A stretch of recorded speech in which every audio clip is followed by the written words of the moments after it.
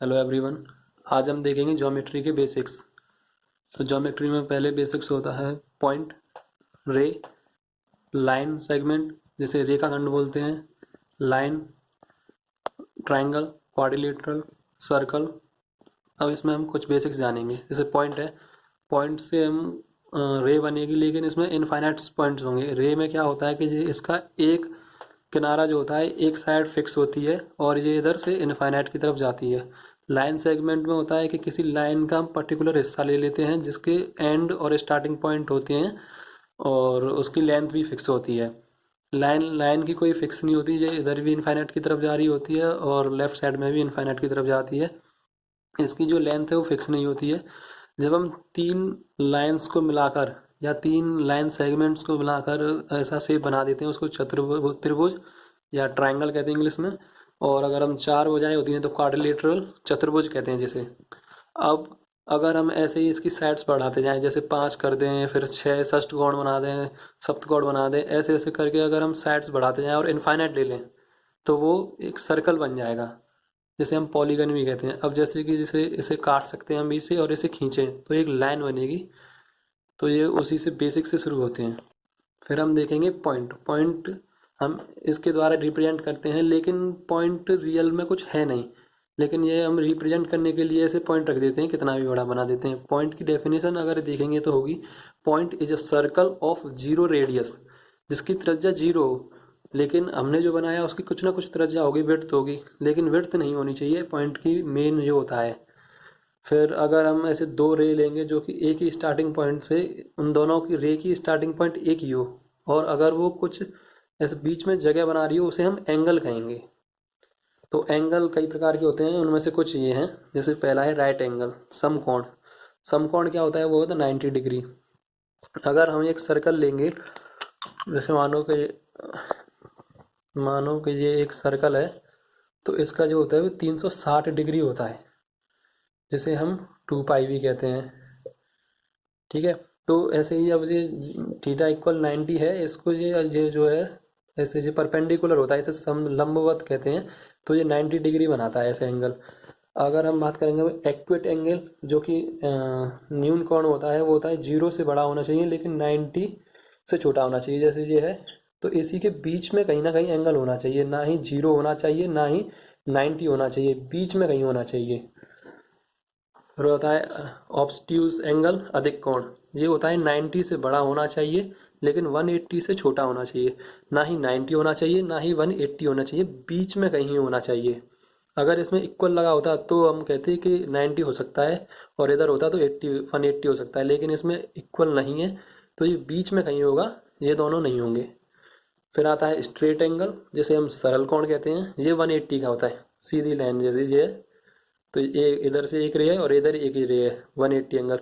अगर ये ऐसे होता और इसी के ऊपर से एक और ओवरलैप कर रही होती है किरण, तो वो 0 डिग्री होता वहां पर, क्योंकि वो आपस में कुछ नहीं बना रही। लेकिन ये स्टार्टिंग पॉइंट ये है, एक इधर जा रही है इधर से और एक इधर जा रही है, तो ये 180 डिग्री बनेगा, जो कि होता है स्ट्रेट एंगल। एक होता है रिफ्लेक्स एंगल, ये हमेशा 180 से बड़ा होता है। जैसे कि ये रे है, इधर जा रही है और ये एक रे इधर जा रही है, तो ये जैसे ये बन रहा है आपस में कोण, तो इसके विपरीत अपोजिट में एक थीटा बनेगा जे, जो कि 180 से बड़ा होगा, क्योंकि 180 जो होता है वो सीधा होता है और ये 180 से ऐसे है, तो ये थोड़ा बड़ा है, इसलिए ये हो जाता है आपका रिफ्लेक्स एंगल। हम लाइन के बारे में, जिसे हिंदी में कहते हैं रेखा। जब ये दो लाइन आपस को इस प्रकार काटते हैं, उसे कहते हैं इंटरसेक्टिंग लाइंस, जिसे हिंदी में कहते हैं प्रतिच्छेदी रेखाएं। अब इसमें जो होता है कि जैसे इस जो ये एंगल बन रहा है और ये वाला जो एंगल बन रहा है फर्स्ट, इसको हम थर्ड मान लेंगे, इसको हम 3 मान लेंगे, इसको 4 मान लेंगे। First, second, third, 4।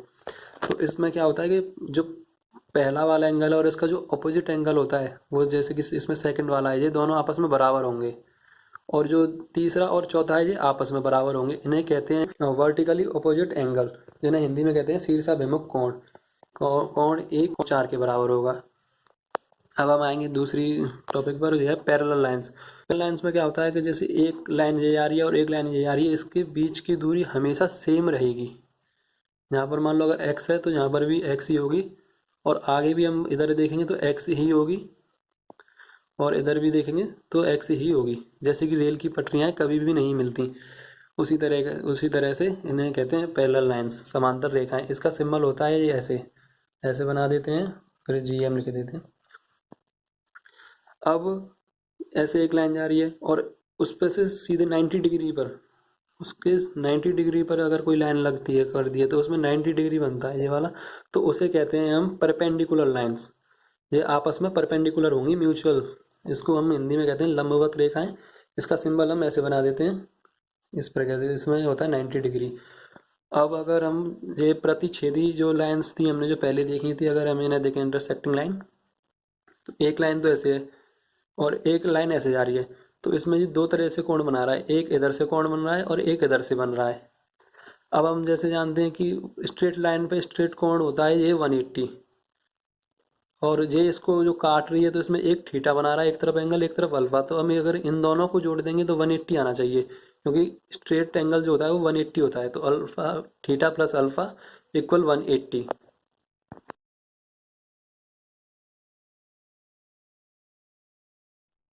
तो अब हम इसी में जानेंगे अब कॉम्प्लीमेंट्री एंगल, जिसे हिंदी में कहते हैं कोटि पूरक कोण। इसमें क्या होता है कि ये हमेशा 90 और 0 के बीच में ही बनेगा। जरूरी नहीं 90 और 0 के बीच में बने, इक्वल भी हो सकता है, लेकिन इसके लिए कंडीशन होती है कोण ए है जो एंगल ए प्लस कोण बी 90 डिग्री होना चाहिए। अब इसमें ये 60 प्लस 30 हो सकता है, 45 प्लस 45 हो सकता है, 65 प्लस 25 हो सकता है। तो इस प्रकार से कोण ए प्लस कोण बी इक्वल 90 डिग्री। ये बहुत काम आता है ज्योमेट्री में, इसलिए इसको याद जरूर रखें। तो इसमें जो कॉम्प्लीमेंट्री एंगल लगभग हर एग्जाम में अगर ज्योमेट्री आ रही है तो उसमें ये शब्द जरूर मिल जाएंगे। और एक होता है सप्लीमेंट्री एंगल, जिसे संपूरक कोण कहते हैं। ये जो होता है ये 180 डिग्री के अंदर होता है। इसमें ये क्या होता है, कोण सी और कोण डी, कोण सी प्लस कोण डी इक्वल 180 डिग्री होता है।